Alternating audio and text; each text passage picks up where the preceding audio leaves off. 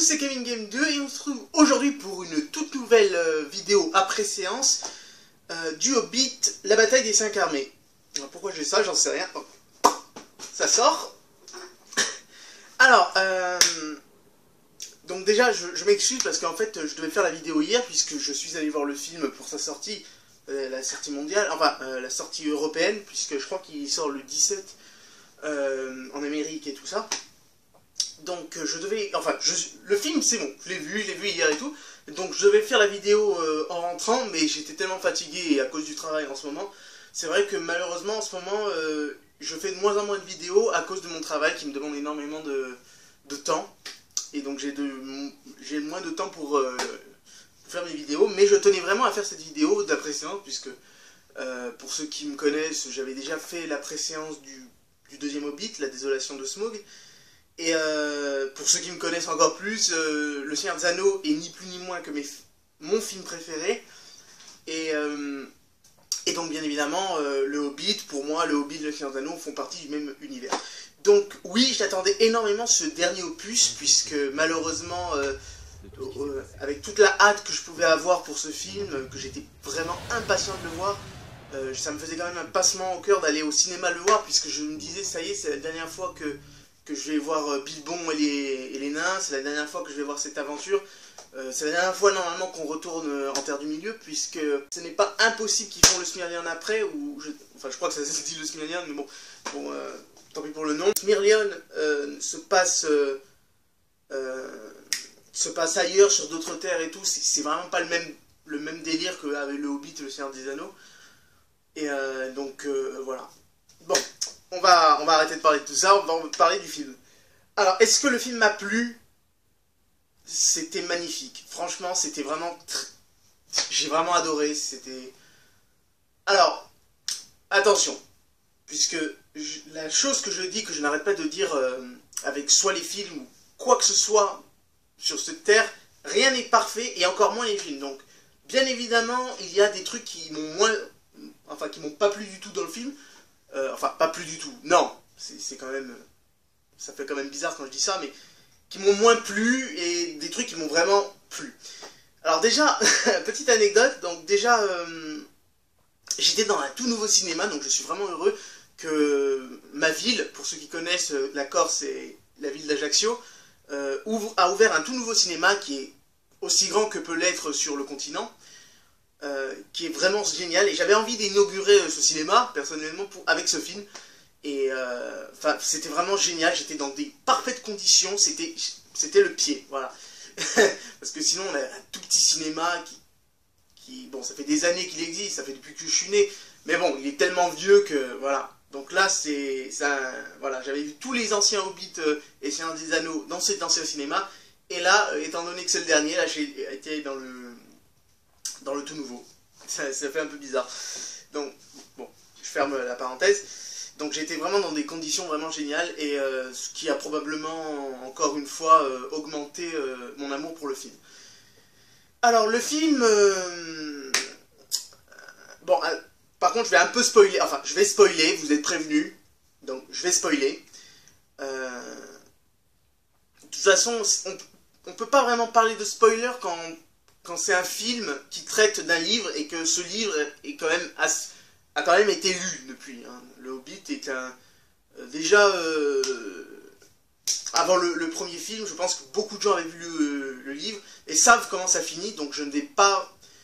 Donc voilà, de toute façon, vous êtes prévenus, la vidéo sera spoilée, il y aura des spoils, donc arrêtez tout de suite si vous ne voulez pas être spoilé. Coupez maintenant la vidéo. Mais pour ceux qui connaissent déjà la fin, voilà, vous êtes prévenus, voilà. Alors, le film se commence directement après le deuxième épisode, donc la désolation de Smaug, où on voyait Smaug arriver sur Lac-Ville, enfin au-dessus de Lac-Ville, pour la détruire, et Bilbon et tous les nains en regardant l'arrivée de Smaug dans la ville. Donc au début ça commence avec l'attaque de Smaug, qui d'ailleurs, petite parenthèse sur Smaug, bon je sais que le 2 c'est, on va dire, son moment de gloire à Smaug. C'est vrai que dans ce film j'ai trouvé que Smaug, déjà il parle pas beaucoup, je m'attendais qu'il parlerait un peu plus, et puis même si on va dire, l'intro, puisque c'est une intro, est géniale. C'est vrai que ça fait un petit passement au cœur que Smaug meurt. Oui, Smaug va mourir par Bard. Je vous dis pas exactement comment, parce que faut pas non plus... mais, oula. Mais je trouve qu'il meurt un peu trop vite, quand même. Voilà, ça m'a fait un petit truc, parce qu'en plus, il a une mort assez rapide, on va dire, entre guillemets. Et après, ils en parlent plus du tout. Enfin, oui, ils parlent de Smaug, mais on le voit plus du tout. J'aurais pensé à un moment qu'on reverrait son corps. Plus du tout. D'ailleurs, il y a un autre problème, et j'en parlerai avec ça à la fin, avec les corps. Donc ensuite, c'est ça. Ensuite... enfin, l'histoire commence avec ça. Et puis, ensuite, les péripéties continuent. Par exemple, Gandalf, comment il va être libéré de Dol Guldur par le Conseil Blanc. Thorin qui devient de plus en plus fou, sombre dans la folie à cause de son trésor. D'ailleurs, je sais plus si c'était dans le livre ou pas, mais en fait, Thorin, en quelque sorte, devient le dragon, il devient Smaug, en quelque sorte. C'est comme s'il avait l'esprit de Smaug en lui, qui le hantait. Donc voilà, ensuite il y a les armées des hommes, les survivants de Laqueville qui veulent avoir leur part du trésor comme il avait été convié. Il y a les elfes qui veulent toujours leur fameux diamant ou des pierres blanches, voilà, des pierres blanches, c'est comme ça qu'ils les appellent.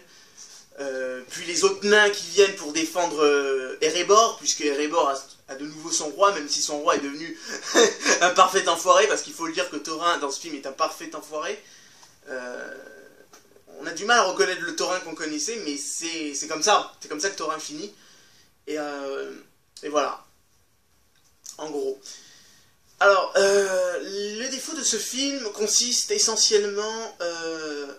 en fait, ils ont fait le même syndrome que le premier. Finalement, à part la grande bataille qui est... Je reviendrai dessus, mais à part la grande bataille magnifique du film, il n'y a pas grand-chose autour. Il y a l'attaque de Smaug au début, il y a l'attaque du Conseil Blanc, les tensions qui commencent à monter entre toutes les armées, l'arrivée, et voilà, après il y a l'arrivée et la grande bataille. Donc c'est un peu le même syndrome, mais mieux géré, puisque dans le premier, on avait vraiment l'impression que ça durait trop longtemps et que ça racontait pas beaucoup de choses. Bon, personnellement, j'ai vraiment adoré le premier aussi, il n'y a pas à discuter là-dessus. Mais bon, les premières critiques, c'était ça. Donc, c'est un peu le même syndrome, mais en mieux, puisqu'il y a quand même à la fin une énorme bataille, ce qui n'avait pas le premier. Le premier a des petites batailles, et c'est des petites batailles de groupe, c'est pas des armées, ou juste le flashback de Thorin à un moment. Mais voilà, c'était pas une grande bataille comme on peut le voir là. D'ailleurs, il me semble que même la bataille de Minas Tirith, qui était l'une des plus belles batailles et des plus grandes batailles qu'il m'était donné de voir au cinéma, n'était pas aussi longue. On voit vraiment qu'ils ont voulu vraiment aller à fond avec cette bataille. Ils avaient tous les éléments et ils ont voulu vraiment s'éclater. C'était vraiment génial. C'était vraiment génial. Aussi, un autre petit défaut que j'ai trouvé, bon, ça c'est pas à cause de Peter Jackson, c'est plus à cause du livre. Il y a dans ce film, en fait, on connaît tous les personnages, il n'y a pas de nouveaux personnages. Maintenant, je réfléchis. Le seul nouveau personnage que j'ai trouvé un peu loufoque et un peu sympathique, c'était Trin, le cousin de Thorin, qui vient défendre son cousin, d'ailleurs, avec toute son armée. Et il y a une scène assez marrante quand il arrive, en plus, il arrive sur une sorte de sanglier géant, et la scène est improbable, et ce personnage a fait rire toute la salle. Enfin, il était sympa. C'était un personnage que j'ai bien aimé, qui n'était pas dans les autres Hobbits, et d'ailleurs que j'avais déjà entendu parler de ce personnage, mais voilà, il était assez loufoque. Voilà, comme je disais, il n'y a pas eu de nouveaux personnages qui apparaissent, c'est déjà des personnages qu'on connaissait. Je réfléchis encore, mais je crois que c'est le seul. C'est vraiment le seul. À part, ah oui, il y a... Ouais, mais ça c'est les monstres, donc ça compte pas vraiment. Il y a des espèces de vers qui mangent la terre, qu'on ne voyait jamais dans les autres films, ni dans le Seigneur des Anneaux, ni dans les Hobbits.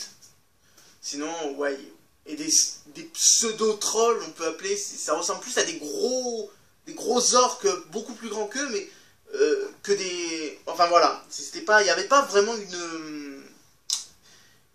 les personnages et les monstres et tout ça étaient déjà pratiquement mis en place. Il n'y a vraiment que ça, mais sinon c'était le même truc.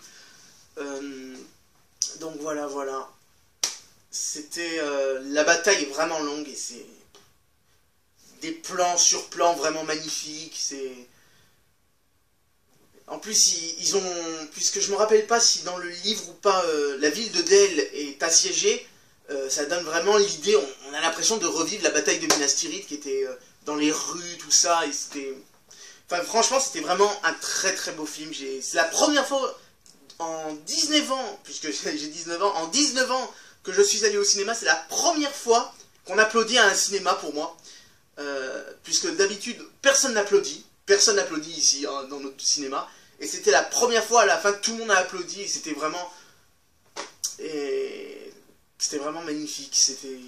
Ils ont fait vraiment un film sublime, franchement.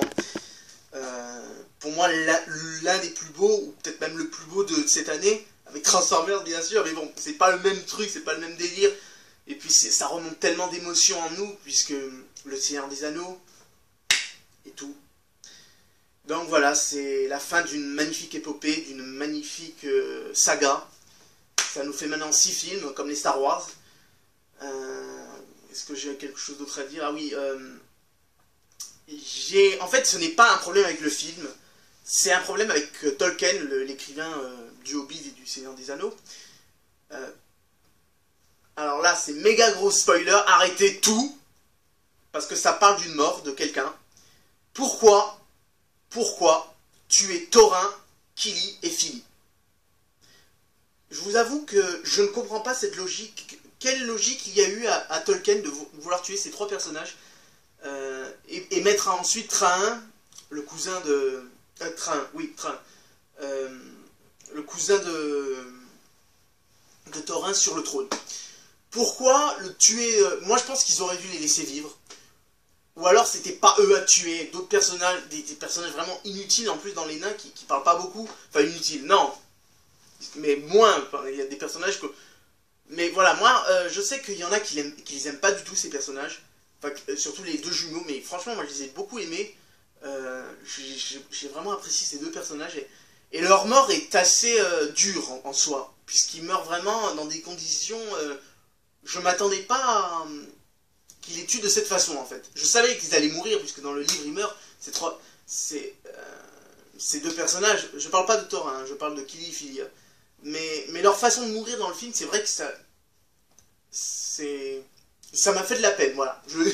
J'ai pas honte de le dire, ça m'a fait de la peine puisque j'aimais bien ces personnages et ça m'a fait plus chier que Thorin, qui Thorin d'une façon est mort encore plus héroïque, d'une façon héroïque, mais en tuant quelqu'un, voilà.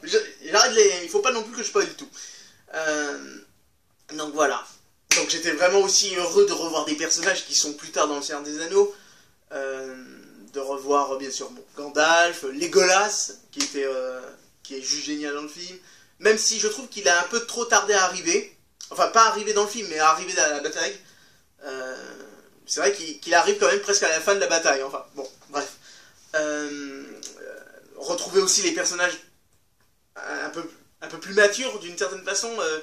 Saruman, qui fait une courte apparition mais revient dans ce film, avec cette scène magnifique quand le Conseil Blanc attaque Sauron, où on voit Sauron se dévoiler complètement. Enfin, c'est juste génial, c'est magnifique. J'ai vraiment... Ça a été un pied d'enfer, et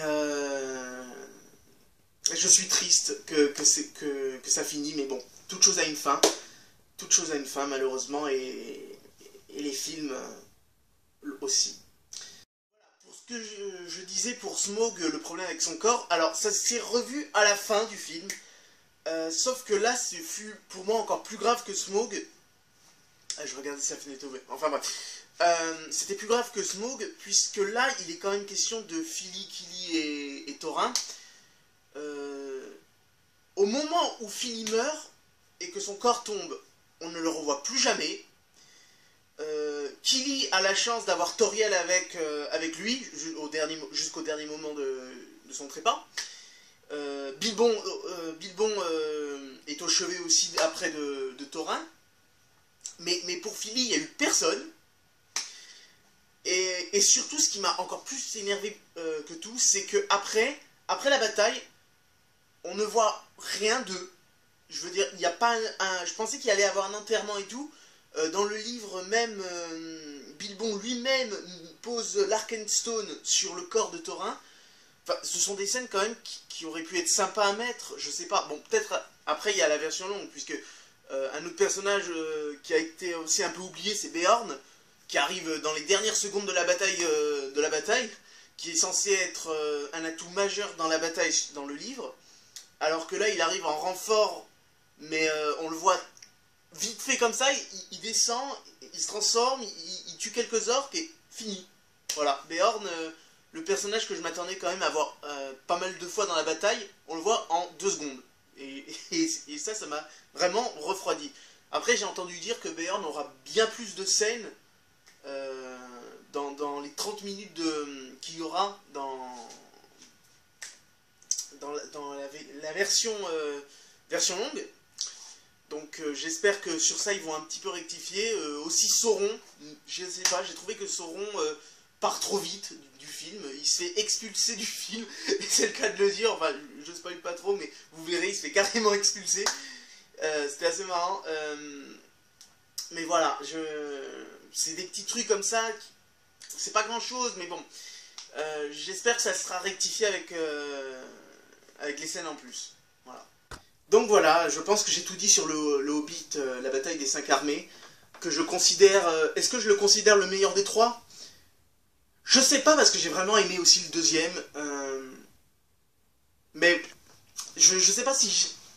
J'aime tellement tous ces films que je sais pas vraiment si je dois ou pas, mais bon, voilà. Je ne m'avancerai pas plus sur la question.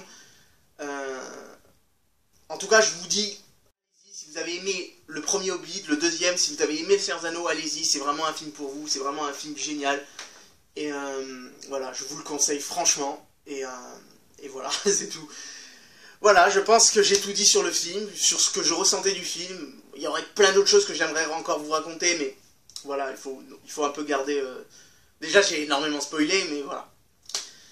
Voilà, je pense que j'ai tout dit, et je vous dis à une prochaine vidéo. Ciao.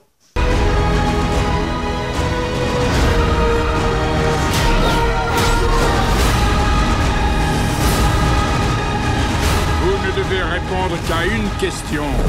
Comment ce jour finira-t-il ?